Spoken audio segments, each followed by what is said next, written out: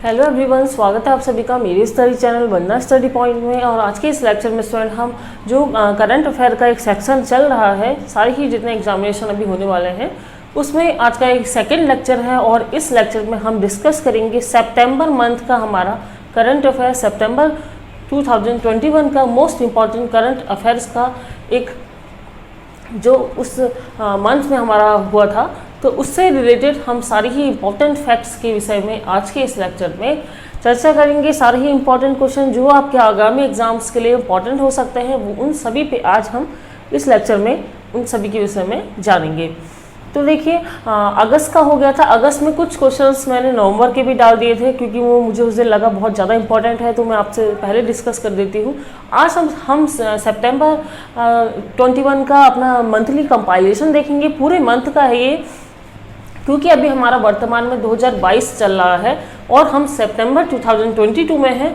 तो last year हमारा पूरा एक साल तक का हमें करंट अफेयर रिवीजन करना है। जितने भी हमारे एग्जामिनेशन 2022 में होंगे या हमारे 2023 में होंगे, उन सभी के लिए 1-1.5 साल का करंट अफेयर हमारा इम्पॉर्टेंट होता है।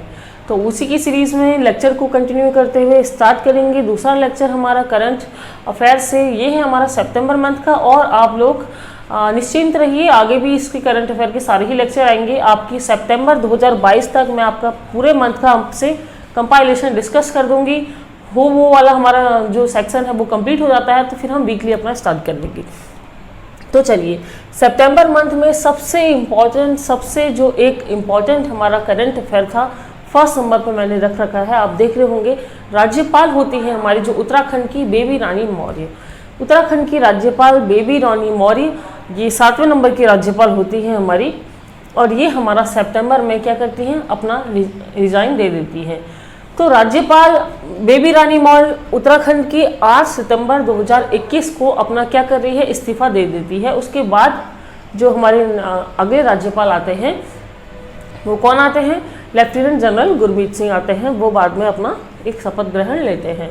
तो बात करें अगर हमारे राज्यपाल की, ठीक है, बात करें अगर राज्यपाल की, तो उत्तराखंड में अभी तक हमारा ये जो राज्यपाल हैं गुरमीत सिंह, ये 8वें नंबर के हैं। सबसे पहले नंबर की जब हमारा राज्य बन के तैयार होता है 9 नवंबर 2000 को, तो हमारे पहले जो राज्यपाल होते हैं यहाँ के वो होते हैं सुरजीत सिंह बरनाला। तो सुरजीत सिंह बरनाला हमारे पहले नंबर के राज्यपाल। फिर होते हैं हमारे सुदर्शन अग्रवाल। फिर तीसरे नंबर के होते हैं हमारे BL जोशी। चौथे नंबर की होती है हमारी मार्गरेट अल्वा। और 5वें नंबर के होते हैं हमारे अजीज कुरैशी। 6ठे नंबर के जो हमारे राज्यपाल होते हैं वो होते हैं हमारे KK पॉल, यानी कि कृष्णकांत पॉल। तो जब KK पॉल का जो राज्यपाल होते हैं, 6ठे राज्यपाल, उनका कार्यकाल पूरा हो जाता है हमारा, तब हमारी ये बेबी रानी मौर्य होती हैं, जो ये हमारी क्या करती हैं, एक शपथ ग्रहण लेती हैं। तो इसके बाद हमारी जो बेबी रानी मौर्य है ये 26 अगस्त 2018 को 26 अगस्त 2018 को यहाँ पे राज्यपाल बनती है। ठीक है, नियुक्त होती है राज्यपाल के लिए। राज्यपाल की नियुक्ति कौन करता है, हमारे भारत के राष्ट्रपति करते हैं। हमारे पॉलिटी का सेक्शन है, राज्यपाल की नियुक्ति भारत के राष्ट्रपति के द्वारा होती है। लेकिन राज्यपाल को शपथ कौन दिलाते हैं, राज्यपाल को शपथ दिलाते हैं राज्य के उच्च न्यायालय के मुख्य न्यायाधीश। ठीक है, तो इनको शपथ, इनका जो शपथ होता है राज्यपाल का, वो कौन दिलाते हैं, उच्च न्यायालय के मुख्य हमारे न्यायाधीश। तो इतनी चीज़ें आपको क्लियर हो चुकी होंगी। राज्यपाल बेबी रानी मौर्य हमारी 7वें नंबर की है। 8 सितंबर को इस्तीफा देती है। 26 अगस्त को इनकी नियुक्ति होती है राज्यपाल के पद पर। 8वें नंबर के उसके बाद जो हमारे राज्यपाल बनते हैं वो है हमारे lieutenant general Gurmeet Singh. Basically ये अमृतसर से है और 15 सितंबर 2021 को अपने राज्यपाल पद की शपथ लेते हैं। तो शपथ कब ले रहे हैं ये हमारी, 15 सितंबर 2021 को।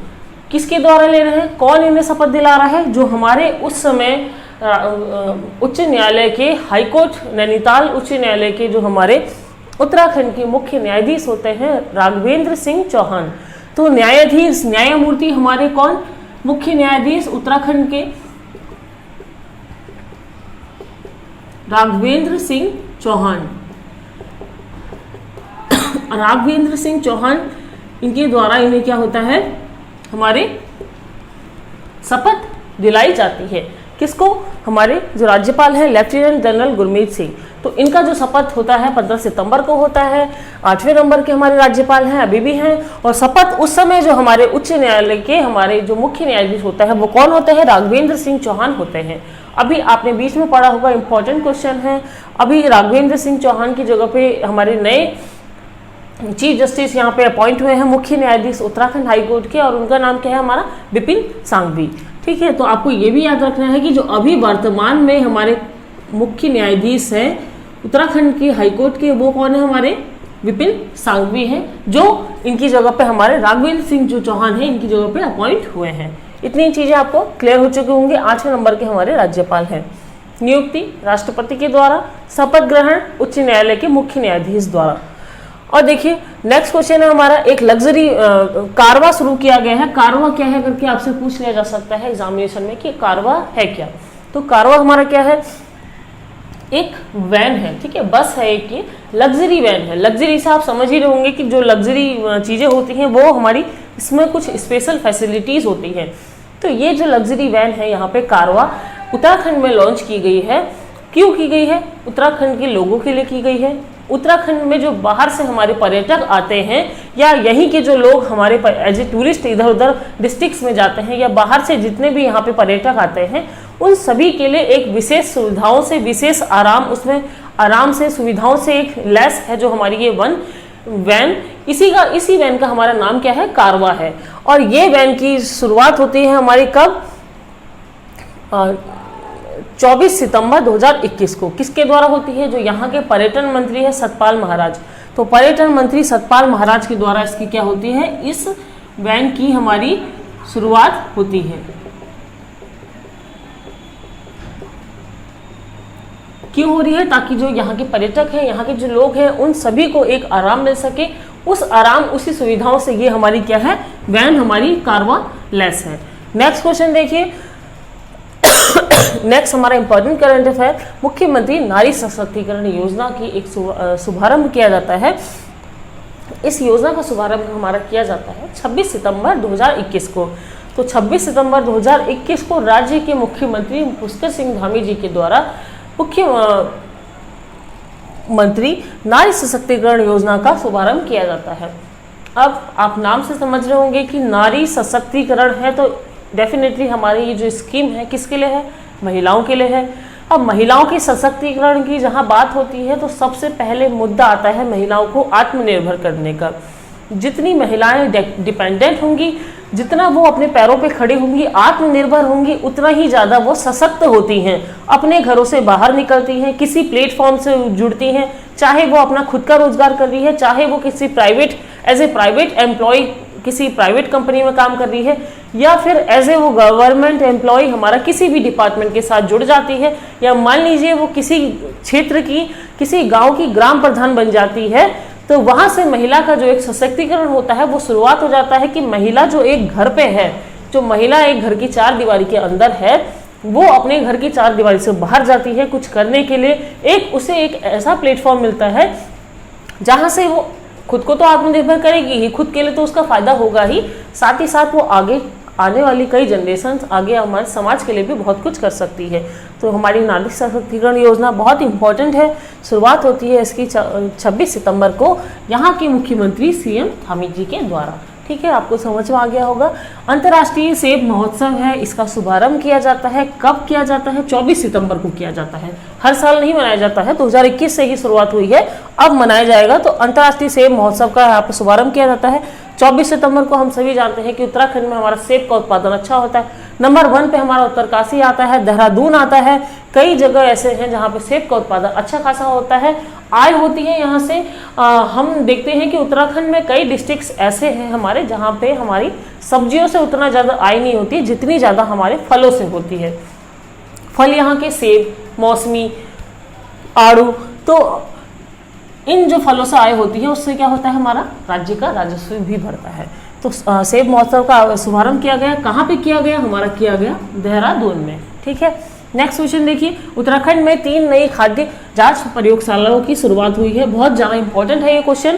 क्यों इंपॉर्टेंट है? क्योंकि इससे पहले हम देखते हैं हमारी उत्तराखंड में जो एक मात्र हमारी खाद्य प्रयोगशाला है। खाद्य प्रयोगशाला से हमारे ये मतलब होता है कि जहाँ पे कोई भी चीज़ें अगर कहीं पे बन रही हैं, उसको हमें कोई भी हमारा खाने का एक प्रोडक्ट है, उसकी हमें जांच करानी है, जांच हमें करनी है। अगर चाहे कोई भी टीम उसकी जांच कर रही है तो उसकी जांच एज ऑफ हमारी इस लेबोरेटरी में होती है, जहाँ पे भी हमारी वो क्या होती है, खाद्य की जांच प्रयोगशालाएं होती है। तो वहाँ पे वो टेस्टिंग का काम होता है, फूड की टेस्टिंग का।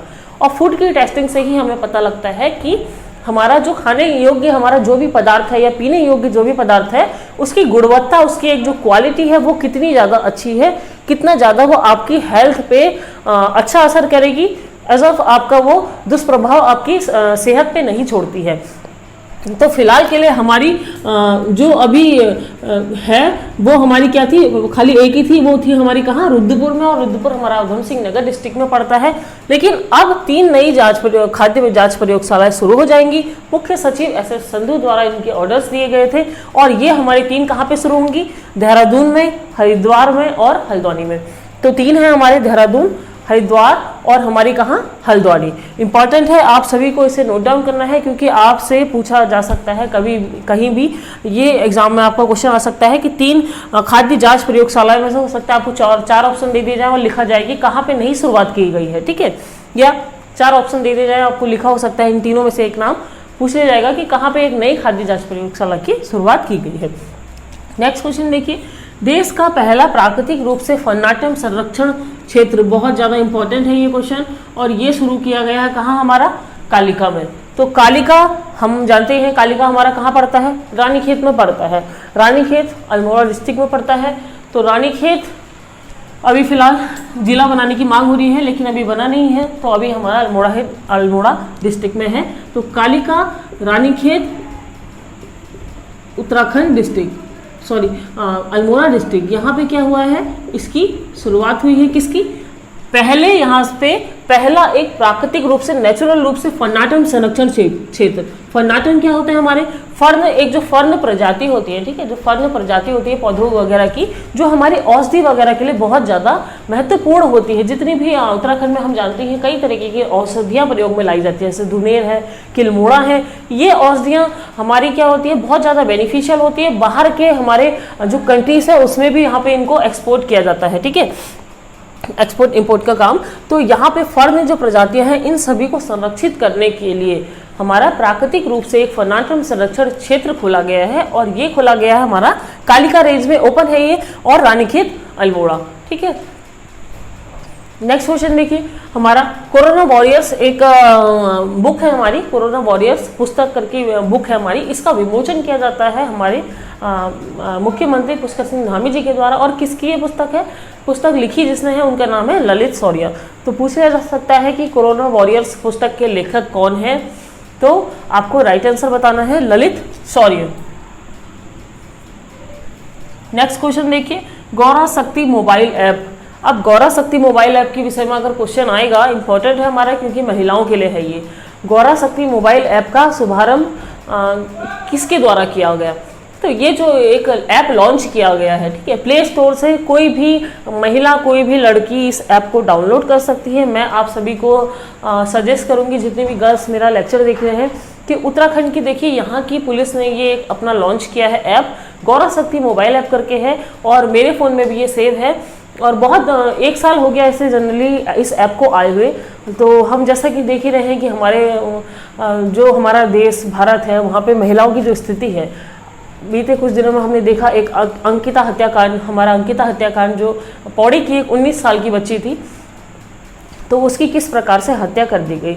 तो कई बार ऐसा होता है देखिए कि हमें खुद के लिए भी अपने पर देखना होता है कि खुद को सेफ हमें खुद से कैसे करना है, क्योंकि कभी ऐसी कंडीशंस हो जाती है कि जब आप उस कंडीशन पे आप अकेले हैं, आपका परिवार का कोई सदस्य आपके साथ नहीं है, एट दैट कंडीशन आपका कोई फ्रेंड्स आपके साथ नहीं है, आप बिल्कुल अकेले हैं, और कभी मान लीजिए आपके साथ कोई भी ऐसी घटना घटित होने वाली है, तो एटलीस्ट आप उस समय, अगर आपके मोबाइल में ये ऐप है, तो इस ऐप के माध्यम से आप अपने को सेव करने के लिए, आप उसमें एक रेड कलर का बटन होता है, तो उस जब बटन को आप दबाते हैं तो उससे आपकी लोकेशन और साथ ही साथ एक हाई अलर्ट जो होता है वो उत्तराखंड पुलिस के पास चले जाता है, जिससे उन्हें ये पता लगता है कि हाँ, हमारे उत्तराखंड में एक जो लड़की है, एक जो बच्ची है, उस पे वो अभी डेंजर में है और उसकी जो लोकेशन है वो एक ट्रैक होने पे यहाँ पे मदद मिल सकती है हमारे इस ऐप से। तो बहुत अच्छी पहल मैं तो कहूँगी कि उत्तराखंड राज्य की और विशेषकर यहाँ के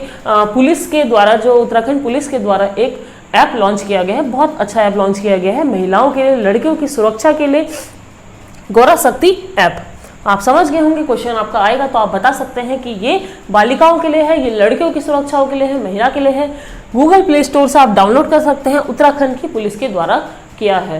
तो आप बिना देरी करते हुए इस ऐप को जरूर डाउनलोड करें और आशा करती हूँ कि जो अंकिता के हत्यारे थे उन सभी को जल्द से जल्द यहाँ पे कड़ी सजा मिल जाएगी और आगे ऐसी कोई कंडीशन यहाँ पे ना हो, हम सब यही कामना करते हैं। नेक्स्ट क्वेश्चन देखिए, उत्तराखंड में हमारा गोविंद बल्लभ पंत जी हैं, जो राजनेता होते हैं ये। तो उत्तराखंड में गोविंद बल्लभ पंत जी की हमारी 134वीं जयंती मनाई जाती है। ये 2021 की बात मैं कर रही हूँ क्योंकि हमारा 22 चल रहा है, तो अभी इनकी 135वीं जयंती भी मना दी गई है 2022 में। तो गोविंद बल्लभ पंत, ये आपको नाम जो है बहुत ज़्यादा इंपॉर्टेंट है। गोविंद बल्लभ पंत जी के विषय में कोई भी चीज़ आपको नहीं छोड़नी है। एक तो देखिए, जब हमारा उत्तराखंड नहीं बना था तो यूपी के पहले मुख्यमंत्री ये रहे हैं गोविंद बल्लभ पंत जी। बेसिकली अल्मोड़ा से हैं। अल्मोड़ा के खूड गांव में इनका जन्म होता है 10 सितंबर 1887 को। 10 सितंबर 1887 को जन्म कहाँ हुआ है? खूट अल्मोड़ा में हुआ है, ये आपको याद रखना है।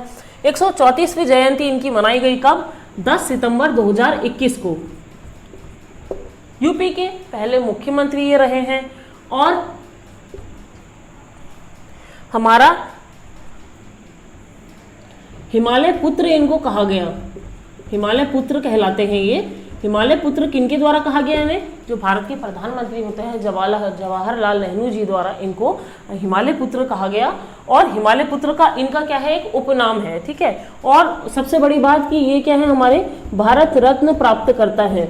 तो उत्तराखंड के एकमात्र भारत रत्न प्राप्तकर्ता कौन है? हमारे गोविंद बल्लभ पंत जी हैं। उत्तराखंड से एकमात्र व्यक्ति को अभी तक भारत रत्न की प्राप्ति हुई है। कब मिला था इन्हें भारत रत्न? 26 जनवरी को ही भारत रत्न, ये सारे पुरस्कार जो होते हैं हमारे 4 जो पुरस्कार हैं, भारत रत्न पहला सबसे सर्वोच्च सम्मान, फिर आता है हमारा, फिर हमारे 3 पद्म पुरस्कार होते हैं, ठीक है, पद्म विभूषण, पद्म भूषण, पद्म श्री। तो ये हमारे क्या है, 4 सर्वोच्च पुरस्कार है। और हमारे जो सर्वोच्च पुरस्कार है भारत रत्न, उससे उत्तराखंड की जो ये विभूति है, इनको एकमात्र ही ये ऐसे हैं जिनको भारत रत्न की प्राप्ति हुई है। तो कई बार एग्जामिनेशन में ये क्वेश्चन पूछा जाता है कि उत्तराखंड में किन को भारत रत्न दिया गया है अभी तक, या जो गोविंद बल्लभ पंत जी हैं इनको भारत रत्न कब दिया गया? तो 1957 में इन्हें दिया जाता है। 26 जनवरी को ही ये पुरस्कार हमारे मिलते हैं गणतंत्र दिवस के अवसर पर। तो और इन्हें हिमालय पुत्र भी कहा जाता है। तो इतनी चीज़ें इनकी विषय में थी। और आप सभी जानते होंगे हमारा एकमात्र कृषि विश्वविद्यालय है जो, ठीक है, एकमात्र हमारा कृषि विश्वविद्यालय गोविंद बल्लभ पंत कृषि विश्वविद्यालय हमारा पंतनगर में पड़ता है, जो वो भी हमारा किनके नाम पे है? इन्हीं के नाम पे है, ठीक है। नेक्स्ट क्वेश्चन देखिए, हिमालय दिवस है। हिमालय दिवस हमारा 9 सितंबर को मनाया जाता है। कुमाऊनी भाषा दिवस मनाया गया हमारा कब? 1 सितंबर को। 2018 से इसकी शुरुआत होती है कुमाऊनी भाषा दिवस की।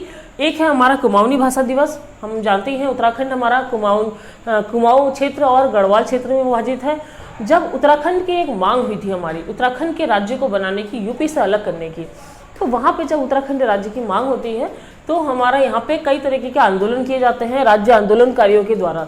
उत्तराखंड की मांग होती है, खटीमा गोलीकांड होता है। एक लेक्चर मैंने आपको अभी खटीमा गोलीकांड की बरसी हुई थी 1 सितंबर को, तो मैंने उसमें बनाया था। तो 1 सितंबर को हमारा खटीमा गोलीकांड होता है, उसीलिए हमारा यहाँ पे क्या होता है, कुमाऊनी भाषा दिवस मनाया जाता है। 2018 से इसकी शुरुआत की गई है। यहाँ की भाषा, यहाँ की बोली, यहाँ की संस्कृति, यहाँ एक जो आंदोलन हुआ था, यहाँ एक जो हमारा राज्य निर्माण के लिए आंदोलनकारियों का एक संघर्ष था, उसी को एक दर्जा देते हुए यहाँ पे कुमाऊनी भाषा दिवस की शुरुआत की गई है, लेकिन 2018 से की गई है।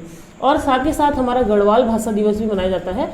तो तो गढ़वाली जो भाषा दिवस है हमारा, ये इसकी नेक्स्ट डे हमारा मनाया जाता है कब, 2 सितंबर को। यानी क्योंकि जब हम जानते हैं, देखिए 1 सितंबर को हमारा जब ये हुआ था, 1 सितंबर को जब हमारा खटीमा गोलीकांड होता है, ठीक है, तो उसके अगले दिन हमारा जब ये खटीमा गोलीकांड में कई लोगों की हत्या कर दी जाती है, गोली मार के हत्या कर दी जाती है पुलिस वालों के द्वारा, तब हमारा मसूरी में भी क्या होता है, अगले दिन उग्र हो जाता है यह आंदोलन। तो 1 सितंबर को हमारा खटीमा में होता है, 2 सितंबर को हमारा कब होता है, मसूरी में होता है।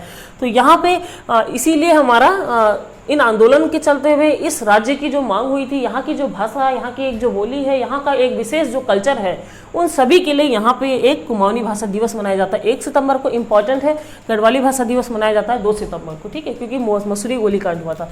नेक्स्ट क्वेश्चन देखिए, मनोज सरकार, नाम आप सभी जानते होंगे, बैडमिंटन के ये प्लेयर हैं, इन्होंने अभी पैरा ओलंपिक में कांस्य पदक जीत के लिए लेके आए थे।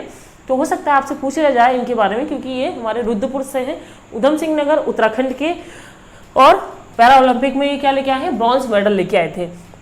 नेक्स्ट क्वेश्चन देखिए, बहुत ज़्यादा इंपॉर्टेंट है, भारत नेपाल संयुक्त सैन्याभ्यास हुआ है। भारत नेपाल संयुक्त सैन्याभ्यास हमारा कब हुआ, 20 सितंबर को हुआ। 20 सितंबर 2021 को कहाँ पे हुआ, पिथौरागढ़ में हुआ। कौन से नंबर का था, 15वें नंबर का था। क्या था ऑपरेशन का नाम, तो ऑपरेशन का नाम था हमारा ऑपरेशन सूर्य किरण। तो कई बार जो हमारे जैसे 2 कंट्रीज़ के या 3 कंट्रीज़ के या 4-5 कंट्रीज़ के एक जो मिलकर जॉइंट एक हमारा सैन्याभ्यास होते हैं, इनके विषय में कई बार पूछ लिया जाता है कि इस सैन्याभ्यास का नाम क्या था या ये कौन से नंबर का था। तो कई बार देखिए हमारे मोस्टली जो उत्तराखंड में जो हमारे ये सैन्याभ्यास वगैरह होते हैं, एक तो हमारा उत्तराखंड में चौबटिया में होता है। चौबटिया हमारा रानीखेत से हम ऊपर जाते हैं तो वहाँ चौबटिया पड़ता है, ठीक है। तो चौबटिया में कई बार होता है, अमेरिका के साथ, यूएसए के साथ ज़्यादातर हमारा चौबटिया में होता है। और लेकिन ये जो हमारा भारत नेपाल का एक जो जॉइंट एक्सरसाइज हुई है, ये कहाँ हुई है, हमारी पिथौरागढ़ में हुई है। आपको अच्छे से याद रखनी है क्योंकि आपसे प्लेस भी पूछा जा सकता है। 15th हमारे नंबर की थी, और इस ऑपरेशन का जो नाम था वो था हमारा क्या, operation Surya Kiran.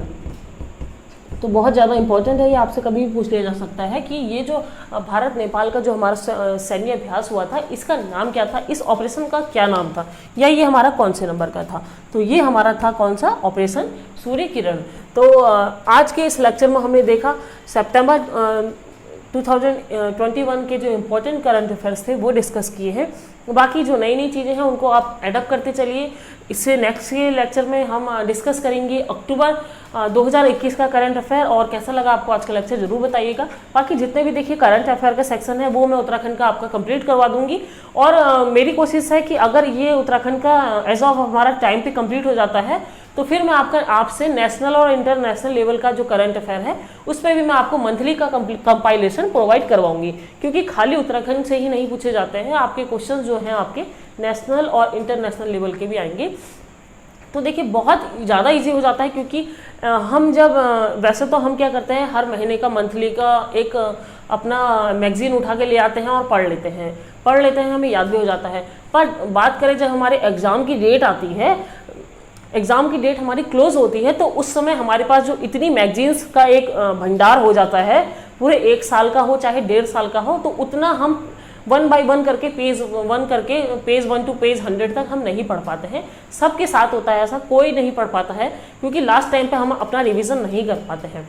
Last time पे हम रिवीजन तब कर पाते हैं जब हमने या तो अपना हैंड रिटन नोट्स में बहुत ही ज़्यादा की पॉइंट्स में उसे मेंटेन कर रखा है, या फिर हमें अगर किसी के लेक्चर अच्छे लगते हैं या हमने उसे कहीं पे अपना एक माइंड में हम बार बार देखते हैं, हमें आदत हो चुकी है, हम उसे एक रिवीजन करते हैं फटाफट करके, तो हम वहाँ से हर चीज़ का कंपाइलेशन अपना कर सकते हैं, देख सकते हैं, रिवीजन कर सकते हैं। बट एज ऑफ हमारा लास्ट में बिफोर द एग्जामिनेशन ये पॉसिबल नहीं हो पाता कि सारे मंथ की हम मैगजीन उठाएं और पढ़ने लग जाएं, रिवीजन करने लग जाए, तो वहाँ पे बहुत टफ हो जाता है करंट अफेयर का पढ़ना।